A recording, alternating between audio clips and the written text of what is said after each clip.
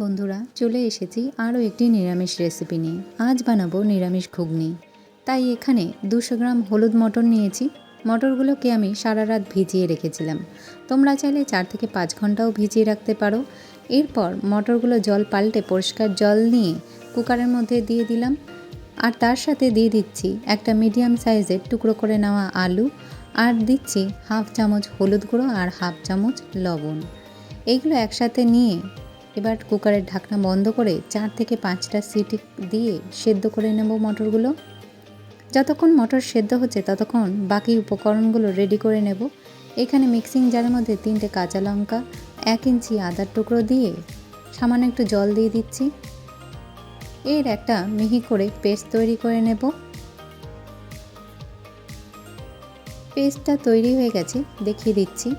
এরপর একটা বাটি নিয়ে তার মধ্যে হাফ চামচ জিরের গুঁড়ো, 1 চামচ ধনের গুঁড়ো, 1 চামচ কাশ্মীর লাল লঙ্কার গুঁড়ো, হাফ চামচ লবণ,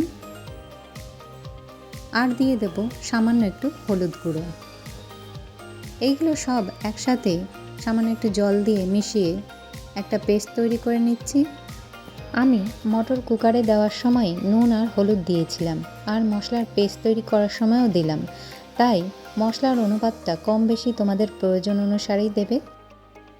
এখন কুকার নামিয়ে দেখে নেব মটরগুলো সিদ্ধ হয়েছে কিনা।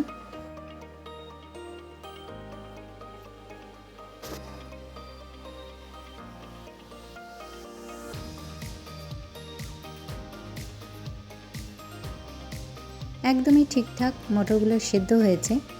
এরপর রান্নাটা শুরু করব। এখানে গ্যাস ওভেনে কড়াই বসিয়ে দিয়ে দিয়েছি। তার মধ্যে 2 চামচ সর্ষের তেল দিয়ে দিলাম। রান্নাটা আমি সর্ষের তেলেই করছি।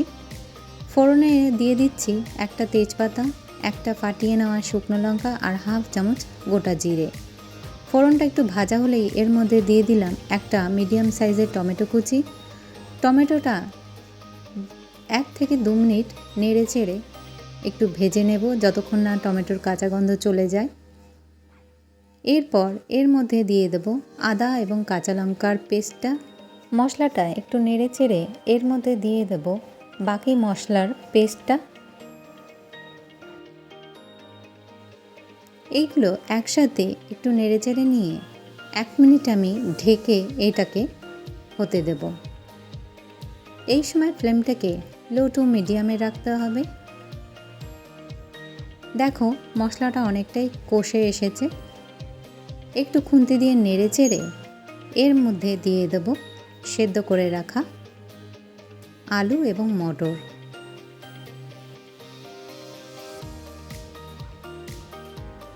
এইবারে খুন্তি দিয়ে একটু নেড়ে চেড়ে এর মধ্যে দিয়ে দিচ্ছি 2 কাপ মতন হালকা গরম জল। এবার একটু খুন্তি দিয়ে নেড়ে চেড়ে নিচ্ছি। এরপর ঢেকে 6 থেকে 7 মিনিট লো টু মিডিয়াম ফ্লেমে রান্নাটা হতে দেব। ঝোলটা ফুটে উঠেছে। এরপর এর মধ্যে আমি দিয়ে দেব 2টো চিড়ে রাখা পাকা কাঁচা লঙ্কা, আর দিয়ে দিচ্ছি 1 চা চামচ চিনি। চিনিটা অবশ্যই দেবে, যেহেতু নিরামিষ রান্না খেতে খুব ভালো লাগে। আর দিয়ে দিলাম হাফ চামচ গরম মশলা গুঁড়ো। একটু নেড়েচেড়ে নিয়ে সবশেষে দিয়ে দেব 1 টেবিল চামচ হাতে ডলে নেওয়া কসুরি মেথি। কসুরি মেথিটা এই রান্নার স্বাদ খুবই বাড়িয়ে দেয়। ব্যাস, এরপর আমি ফ্লেমটাকে বন্ধ করে দেব। তৈরি হয়ে গেল আজকের নিরামিষ ঘুগনি রেসিপি। আজকের রেসিপি যদি তোমাদের ভালো লেগে থাকে তাহলে আমার চ্যানেলটিকে লাইক, শেয়ার এবং সাবস্ক্রাইব করো।